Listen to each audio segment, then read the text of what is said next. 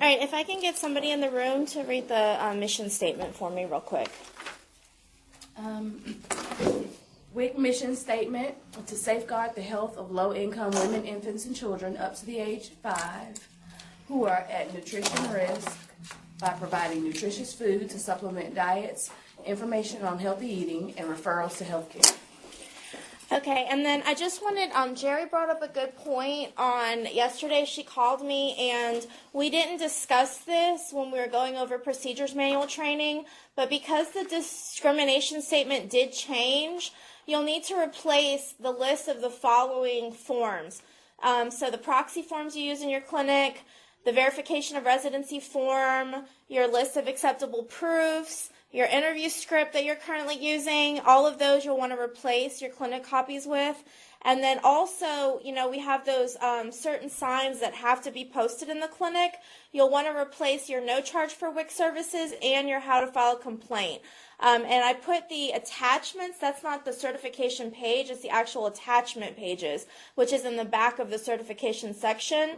And I also added the website where you can access your 2015 procedures manual. So just make sure that we technically, I guess, should have done it last week, but it was an oversight on my behalf, and so just make sure you get those forms replaced in your clinic.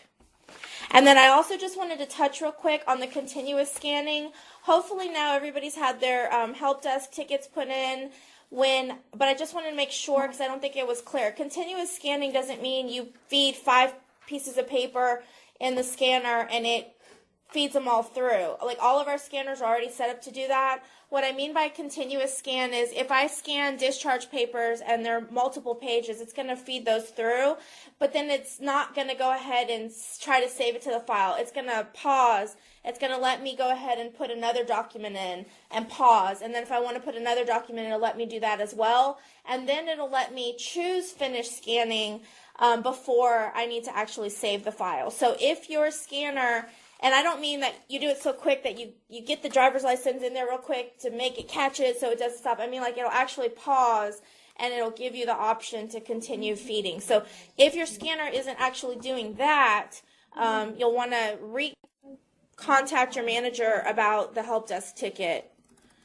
And then this is important. This is going to be about the missed appointment policy. We've been talking a lot about the changes in the schedule, clinics not meeting processing standards. I did send you an attached document, and you're going to want to file a copy in your district policy notebook. So as you have self-reviews after this point, that will be an additional document that I'll be looking for in your district policy.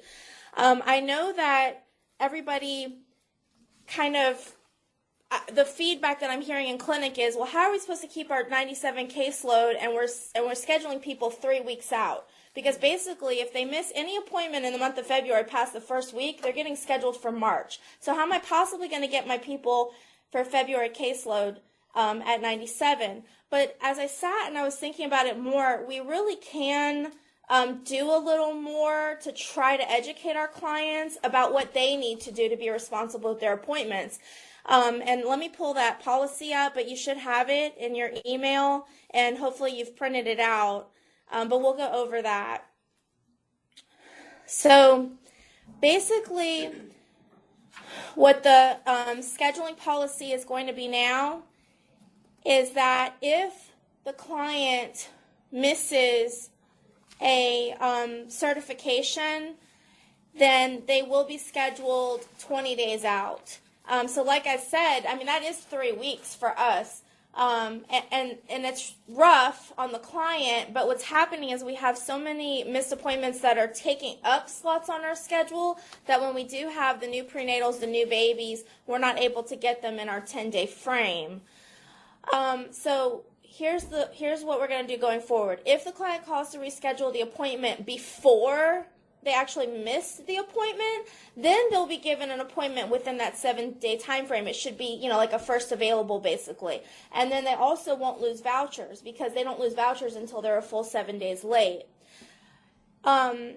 what we need to be doing in the clinics is every time we schedule an appointment, we should be accommodating the client's needs. So we should be asking them what day is good for you, what day of the week is good for you, what time of day is good for you. Do you like morning? Do you like afternoon?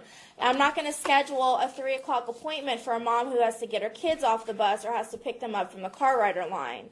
I'm not going to schedule somebody for 8 o'clock when they just got off their shift at 2 o'clock in the morning. So we want to be asking our clients what works best for them. Of course, we have the ones we all know that they continuously miss. We do ask them every time, and they still don't come in. But you have to realize we are dealing with a population that also has a lot of transportation issues. Sometimes they can't put gas in their car. Sometimes they're reliable on somebody else for transportation, and that person's schedule, we don't know it 3 months out. So what you want to do is first try to schedule with some consideration to the client, but what I've started doing just this week is telling them, if you know that you're not going to make your appointment, call before you miss the appointment, because what that does is it allows the call center to make that slot available for processing standards, and then they're not going to punish them and schedule them 20 days out. They're going to go ahead and, they'll say, I have an appointment coming up on Friday. They'll go ahead and they'll cancel that appointment, and they'll reschedule them within a reasonable amount of time on a date that works well for them, and not, you took up a slot, you didn't bother to call, you didn't bother to show up, we're trying to staff around a certain amount of need, and now we can't even get other people who do want to come in. Now we can't even get them in within a decent amount of time. So really try to communicate that with your staff. Let them know, your clients, let them know if they need to reschedule, do it before you miss your appointment. If not, you'll be scheduled 20 days out. And basically, all your other missed appointments, your classes, your HRNs, any of your nutrition ed, if there's not an available appointment within 7 days, the call center is going to be giving them a pickup, and then I guess it'll be the clerk's discretion as to correcting the appointment for an HRN later. Of course, if it's me and mom comes in and she missed her HRN and they scheduled her for a pickup and I see the kid sitting there, I'm going to say, let's go ahead and do that HRN, but that's me. And of course, you want to use common sense. If you're not doing anything, it's a slow day, people aren't showing up, you can walk people in as long as your clinic will allow for it based on what the flow is. Do we have any questions up to that point? I have a comment, Kasey. Yes. I just want to make sure that everybody understands that what we're doing in the call center, the people in the clinic, the clerks and the staff in the clinics need to be doing the same thing. Because if we tell them something here and then they just decide to walk into the clinic, you need to look and see what the call center did. And if they scheduled them within 7 days, then you need to hold them accountable to that. Because what we've got to get away from is the people just missing and thinking they can just walk in anytime. That seems to be an issue. So everybody needs to be on the same page. That's the reason that we're implementing this policy. So that the clerks in the clinic and the clerks in the call center are all on the same page and all saying the same thing. But that does go back to the statement in there that you've got to use critical thinking. And if there's nobody there and they walk in, then yes, see them. But if somebody walks in and you've got people waiting and people still coming in, then no, you need to, if they have an appointment, you need to make them keep that appointment.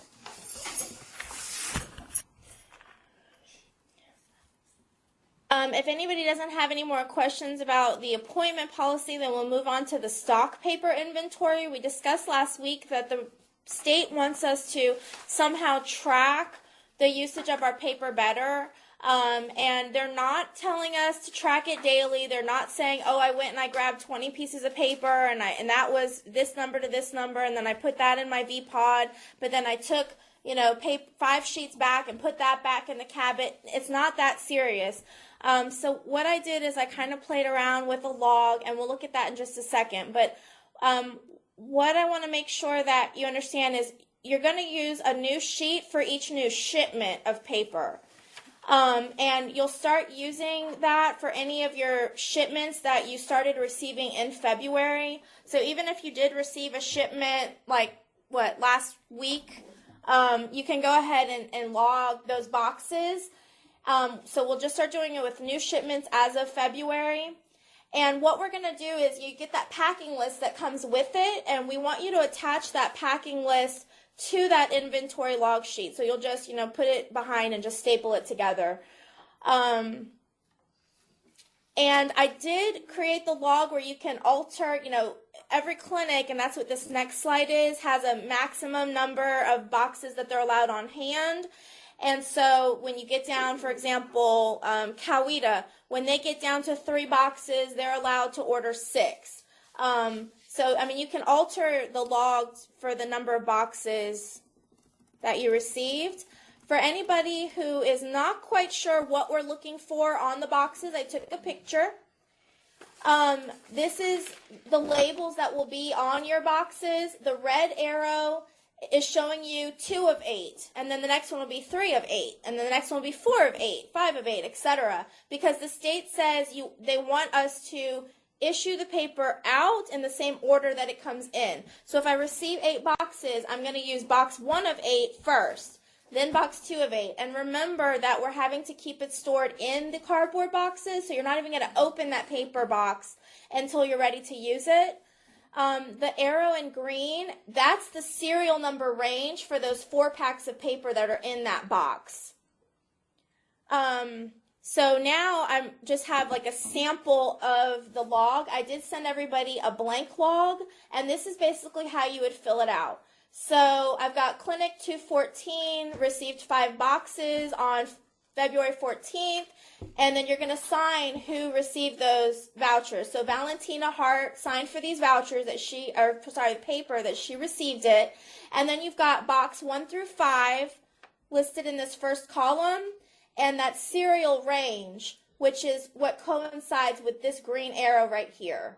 So for each box, you're going to write down that beginning and ending serial number range. When you open the box, you'll date and initial. When that box is completed, you'll date and initial. And typically, if that box is finished, then you're also kind of starting your next box, depending on how much paper you're using.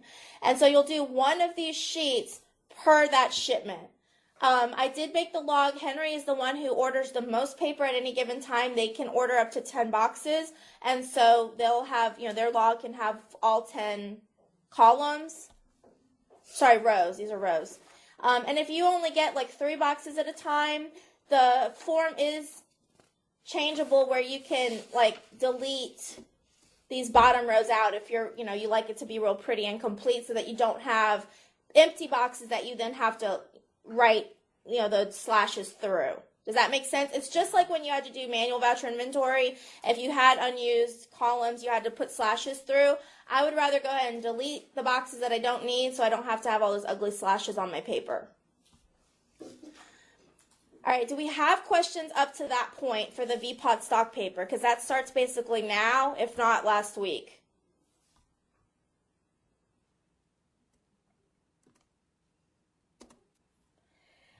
No? All right, if not, I'm going to move on to, you're timed out, onto the transfer.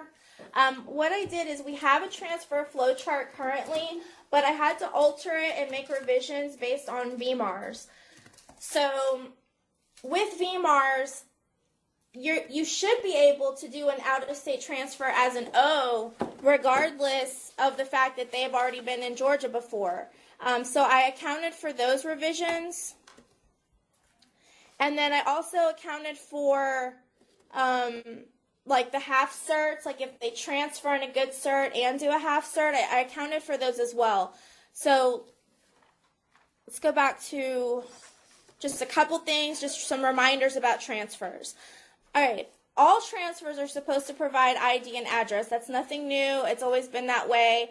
And it's just because of the fact you don't know who they are, you don't know where they come from, and so it's not a proof per se. It's just a required document for the transfer.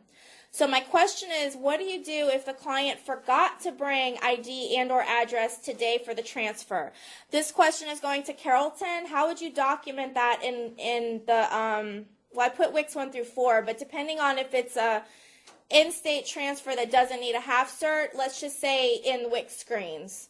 So how would you document? They're supposed to bring you ID and address for the transfer.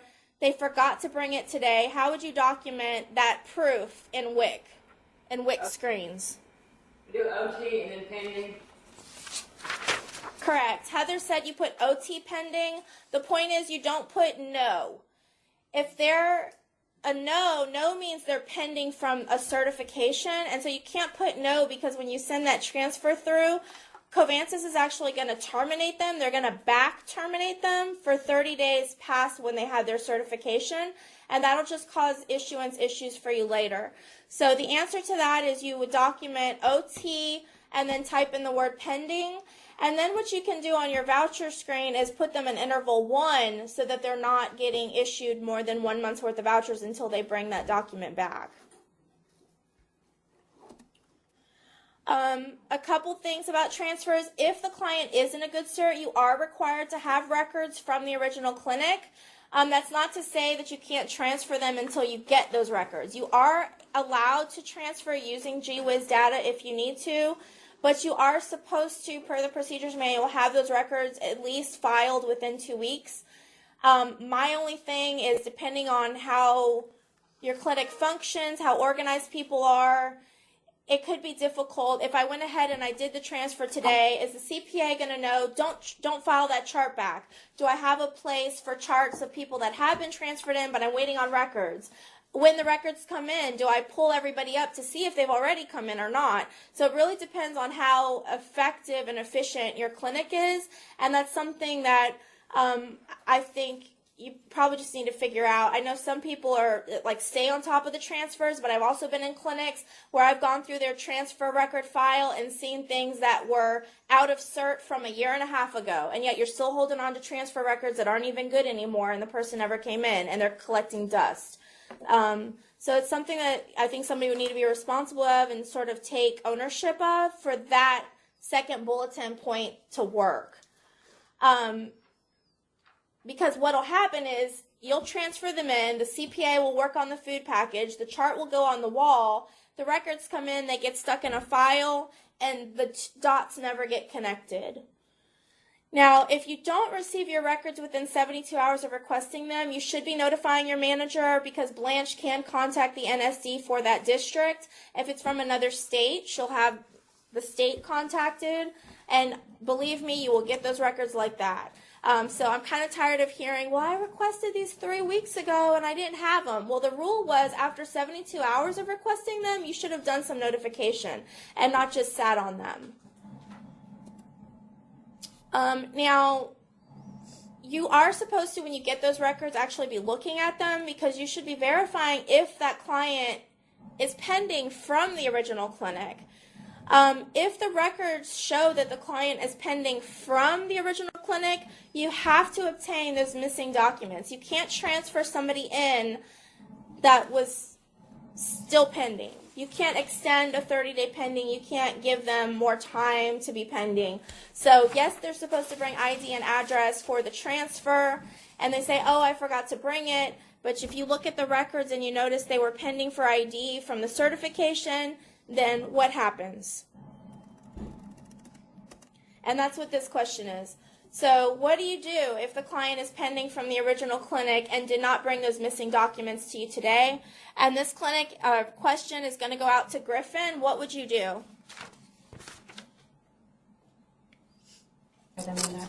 We wouldn't transfer them in on that particular day because they did not bring in the documents from future time that they were pending.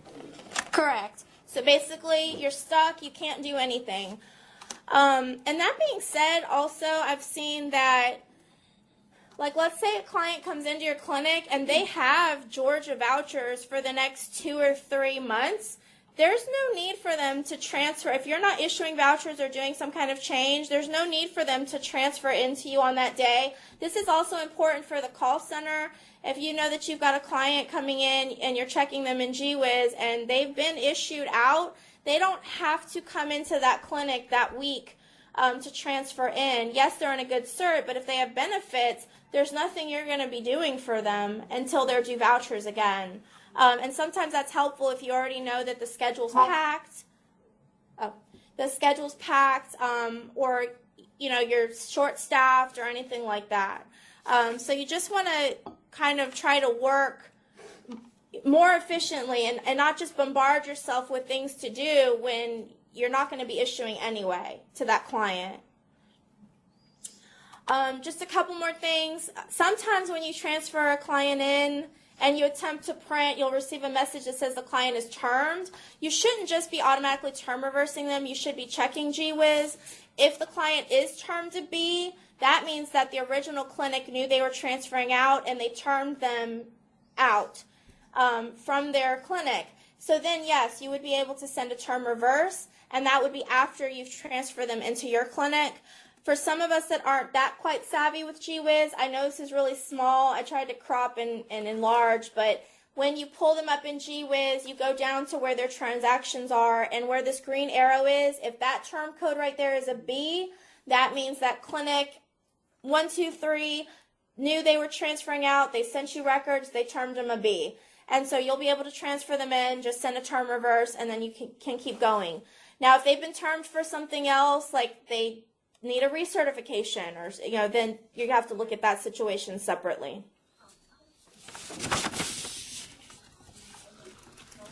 Okay, so what to do when the client transfers out? I feel like we're dropping the ball on this. I feel like we're not being thorough. We're just like sending records and then what? When the client transfers out, you're going to send the records and last issuance to the requesting clinic. If the client has vouchers that have not begun yet, I'd go ahead and put your little notes in that, client transferred, sent records on 2/6/14 or whatever. Something that just shows this client is supposedly going somewhere else. You wouldn't want to know that you sent the records, but they still have good vouchers, but now you've got like a proxy or somebody coming in after the fact trying to get more vouchers or something like that. But if the start date of the vouchers has already passed, even by 1 day, like the vouchers started yesterday, I can go ahead and term them a B today, knowing that I sent records and they're out of my clinic. And I have a picture of that. So this is just an example. This client got termed a B, that's the first arrow, on 1/30, but really any time, because the last vouchers that were issued were on 1/15, 1/16 onward, you'd be able to term them a B. But what happens is if they had February vouchers and March vouchers and she termed them on 1/30, then what happens is if those February and March vouchers get cashed, they come back to me on the CUR, and then I've got explaining to do, and I have to do reversals and investigation, and are they in another clinic? Did they get overissued? Did they give them to somebody else? And then they got clinics, it's a mess. It's fixable, but it's a mess. And it just takes more work. So just be conscious when you're terming somebody that you're terming somebody who doesn't still have in their possession future vouchers. And it doesn't matter that they haven't expired yet. It just matters that they haven't started yet. It's the start date is what matters. This is just a note. You don't have to keep all those old requests and fax confirmations. I put they're pointless because they really are. If you sent records to Clayton and Clayton comes back a week later and says, I didn't get them, you're not going to pull out your confirmation and fax the confirmation to him and say, yes, you did. I sent them to you. You got them. I got a confirmation. You got them. No. You're going to say, okay, let me resend them to you. So you're going to pull the cert again. You're going to fax the cert. There's no point on keeping the old requests from the call center and all those confirmations and all that extra paper. It just doesn't do us any good. So do what you need to do. Document in the voucher screen that you sent it on whatever day, and then you can shred the information. Because the cert form is going to be in the chart regardless, and if they still need it, then you're still going to have to pull the chart and send the records again. And don't forget to cancel future appointments. You don't want your auto dollar to be calling these people saying you missed your appointment in Coweta on whatever, and they're sitting up in Texas or halfway across the state. So cancel your future appointments. You're going to know that they have a future appointments because as soon as you query them up, it pops up a box with all their future appointments right there in your face. So you just want to make a mental note of that and clear those out. And then it makes those appointments available for the people that are still being serviced in our clinic. Do we have questions up to that point?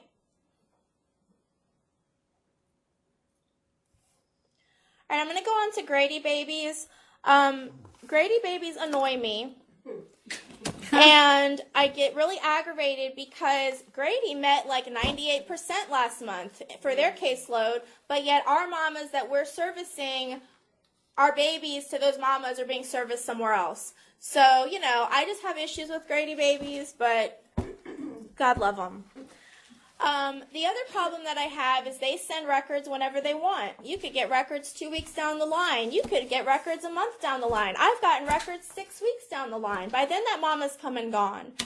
That's why the state told us since they implemented VMARS that anytime you have new clients to your clinic, even if it's a 3-day-old baby, you should be checking them in GWiz prior to doing the intake so that we're not generating a new WIC ID. The problem with the Grady babies is that I've seen multiple situations in our district where our clerks did query the baby, but Grady had them under a different name than what the mama gave us. So I talked to the state about it, and Grady told them that they automatically put the baby under the mom's last name. So if we have Valentina Hart, because that's what mom told us, Grady might have her under Valentina Smith. I don't know if I completely believe them. I think they do what they want to do depending on when they want to do it, but that's fine.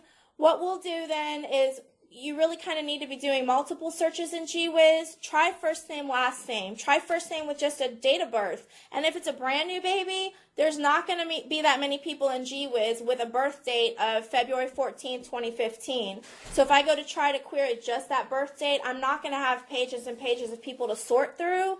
And so I might be able to find that child that way as well. So just make sure you're doing those searches because I don't have anything to stand on when I tell the state, yeah, we issued another WIC ID because we searched them, but Grady had them under a different last name when they know that we have these other search parameters that we can look at. Like it doesn't just have to be first name, last name, birth date. It's not as specific as Medicaid. I just want to make sure that we touched on voids because sometimes what happens is a client transfers out of your clinic and when they go to the new clinic, depending on if they go out of state, the out of state is supposed to send us those Georgia vouchers back so they can issue Florida vouchers. But also sometimes what happens is they might transfer into another Georgia clinic but needed a food package change at the time of the transfer. And so what is that clinic going to do? They're going to have to send those back to us. What happens though is once our system knows that they're in another Georgia clinic, it's not going to actually let us truly send the void on a client that doesn't belong to us. So you're going to want to still void them in our system so that they will show as red. And most of the time I think you have to do it in the printed voucher file because of the whole termination issue. But you'll need to send me the actual vouchers because I'll need to send them to Covansys. Covansys will have to actually truly void the vouchers on the back-end system. And try to block the name out. Some people, what they've done is they'll tape little pieces of a Post-it note over the name and then scan it to me. Other people will make photocopies of it and then Sharpie out the name and then scan it. So either way is fine. Just block the name so I don't have to deal with all the zipping.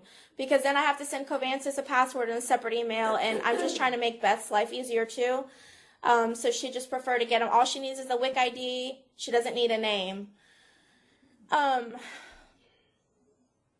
And then the other thing is, with your food package changes and your transfers, to me, I'm not going to go into WICs 1 through 4 because then the CPA has to answer a whole bunch of questions about the cert that they didn't do. So if your client is in a good cert and they need a food package change at the time of transfer, It is easiest to do so in which screen? And if Henry can give me that answer. The clerk needs to do it on the transfer screen. Yeah, the WIC transfer screen is the easiest, and the CPA can actually go in there too if they find out, the breastfeeding questions have changed, or now mama wants soothe, or whatever the situation is. So either of us can go, and I think it's just easier to do it in the WIC transfer screen, because once you go into WICs 1 through 4, you're going to be prompted for all kinds of extra information. All right, so for the next couple of slides, hopefully you have them printed out, because what I'm going to do is I'm going to put the flow chart, the revised flow chart, up on the screen. So hopefully you have these printed out, so when I call on you, I'm going to do the first one. Let me borrow that for a second. Yeah. I'm going to do the first one just to show you what I'm looking for.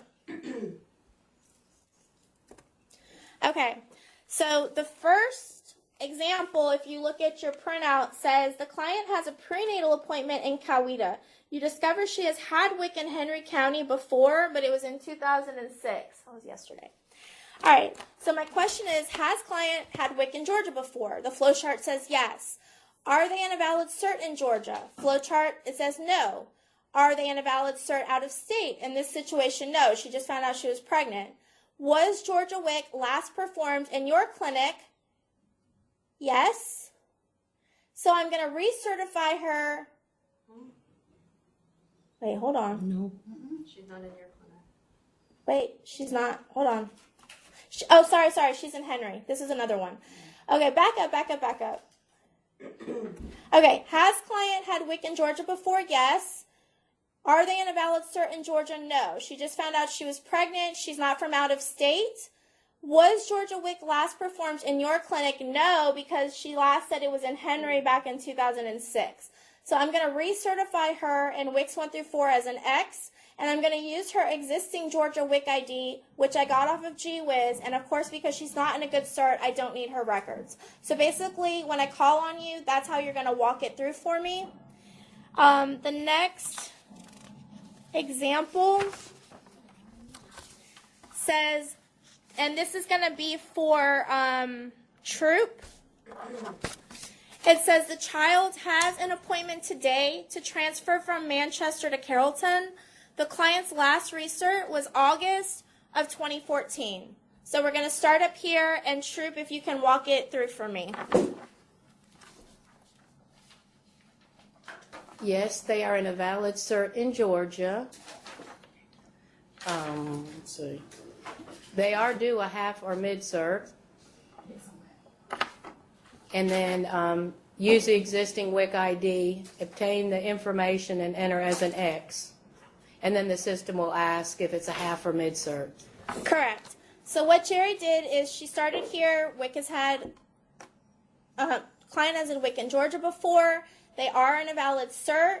They are doing half cert. She knew that automatically because the last recert was in August and it's been 6 months. And then that leads her to this box right here. Good. All right, the next one's going to be for Fayette.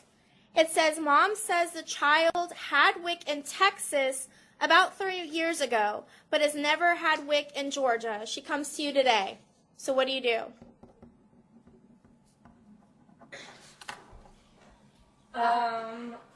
It's no, they never had WIC in Georgia. Okay. And are they in a valid cert form out of state? No, so you do initial certification. Correct. Because it doesn't matter that she's been out of state. If it's not valid, you don't have anything to transfer in from out of state. Good. All right, the next one is going to be for Cynthia. Are you there? Yes, I'm here. All right, the next one says the family just moved back to Georgia from Miami. Child is still in a good cert. They had WIC in Georgia about 2 years ago, but not in your clinic. Okay, the child is still in a good cert period. Although the child is still in a good cert period, but that was about 2 years ago. But they're not in my clinic. So I'm going to have to get the records from the previous Georgia clinic to define if they're in a good cert period or not. And then if they are in a good cert period, then I can go from there. It said that they just moved back to Georgia from Miami, and they're still in a good cert in Miami. Oh, that's in Miami. Okay, I thought it was in Georgia. They had Wiccan, Georgia, but that was about 2 years ago, but not in your clinic. So the way we're going to go with this is we always start from the top. So has the client had Wiccan, Georgia before? Yes. Yes. Are they in a valid cert in Georgia? No, because they're coming in with the Miami certification. So then it says, are they in a valid cert out of state? Yes, from Florida. Yes. Then it goes, was Georgia WIC last performed in your clinic? No. And let me scroll down a little bit on the chart. Mm-hmm. So, and this is where the big change on the revision is. So even though they have had WIC in Georgia before, you're still going to enter them as a O in WICs 1 through 4, but using their existing Georgia WIC ID. So it's the Miami certification that's valid, but we're still using Georgia WIC ID, because if you've had WIC in Georgia one time, then that's it. Like, you continue to use that number. Of course, like you said, you're going to obtain those records from Florida, though. You're going to get ID and address from her. You can enter the income as OT, out-of-state transfer. Your CPA will get the chart because they have to assign a risk 502. The CPA is supposed to print the cert form, and they're supposed to write across the front of it out of state so it doesn't look like an actual certification for us.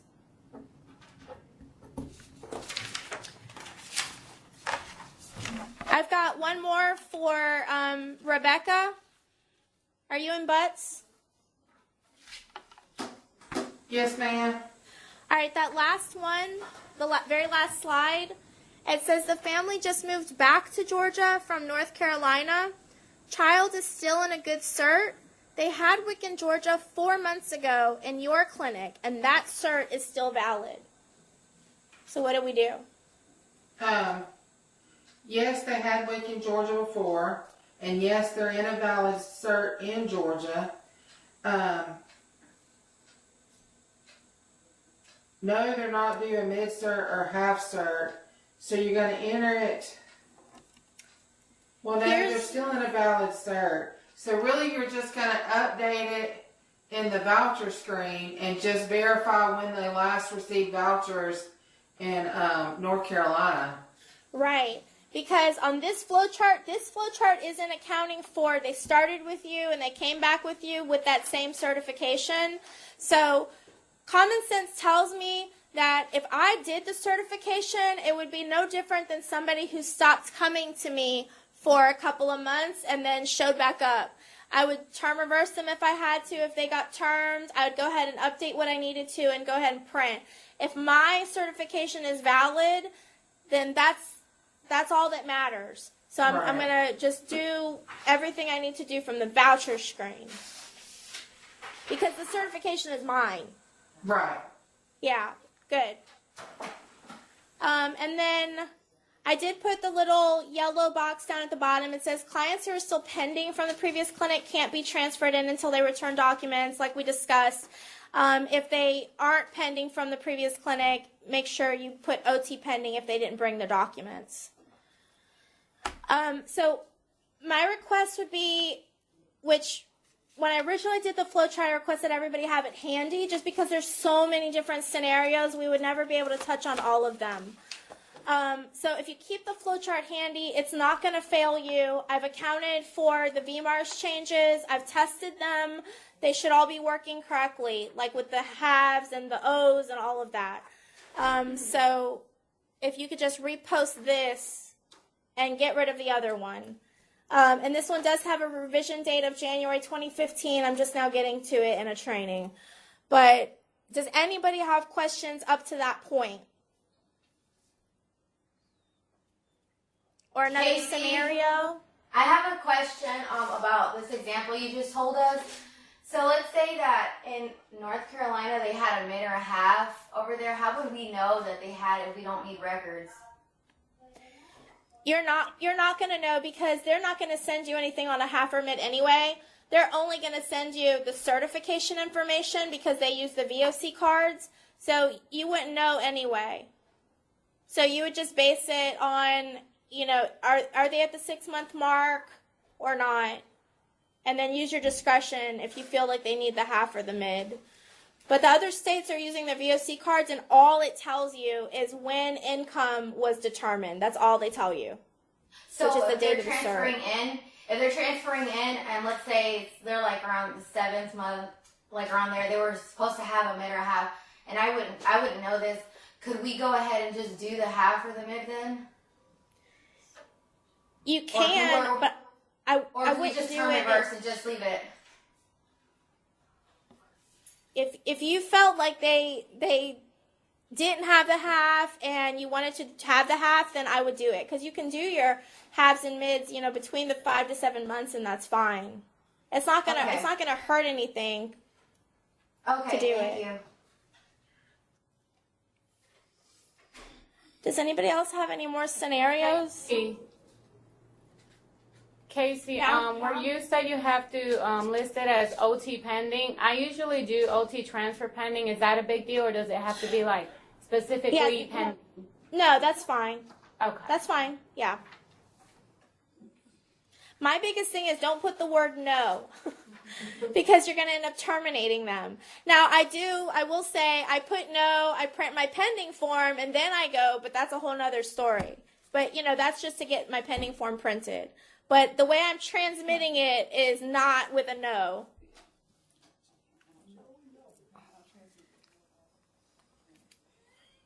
Any other questions? In the room? No. I know we did, yeah. All right, I guess if nobody has questions, we will sign off. Happy Valentine's Day. Thank you, Casey. Bye.